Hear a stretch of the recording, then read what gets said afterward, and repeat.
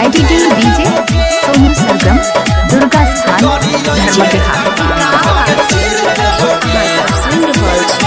पवन पुरवैया के सौतिन तू गारी झगड़ा करबे त छियौ तैयारी झगड़ा करबे त छियौ तैयारी एना पढ़न के सौतिन तू गारी झगड़ा करबे त छियौ तैयारी नहीं देखाबे हमरा दम छियै केकरो से नहीं कम नहीं देखाबे हमरा दम छियै केकरो से नहीं कम बेसी बोलबे त फोड़ शरीर देबोगे मंगबे तू दूध हम खीर देबोगे गरियै बेटा टांग धके चीर देबोगे मंगबे तू दूध हम खीर देबोगे गरियै बेटा सब दिन धके चीर देबोगे बुझले विकास mix by DJ Sonu Sargam Durga स्थान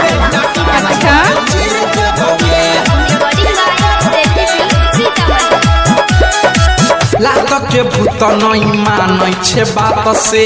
जाई न देबौ ई मौका हम हाथ से झोंटा धइ के हम तोरा घिसियबौ गांव के लोग सब देखतौगे कात से गांव के लोग सब देखतौगे कात से लात के भूत नहीं मानै छे बात से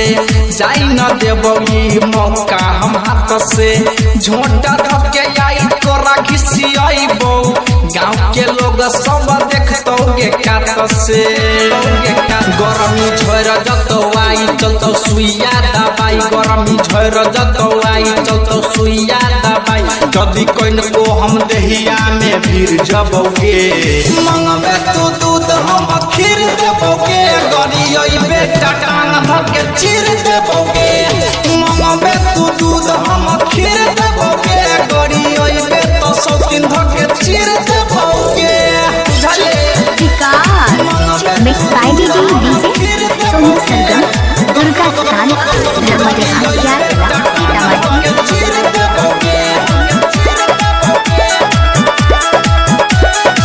छोड़बौ न तोरा हम सुन के बेटा खौकी माय रखेला बेसी दिन भे गेलौ की दीपू सहनी करतो तोरा ऊपर के सगे घर घरारी बेच के घूमबे थाना चौकी घर घरारी बेच के घूमबे थाना चौकी सुना छोड़बौ न तोरा हम सुन बेटा खौकी माय रखेला बेसी दिन भ गेलौ की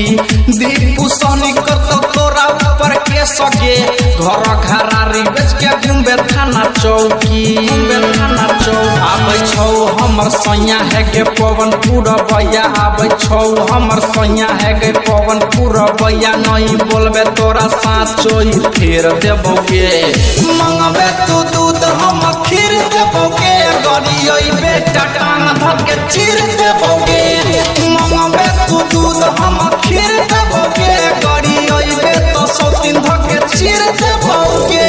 बुझले दुर्गा स्थान धर्मजहा।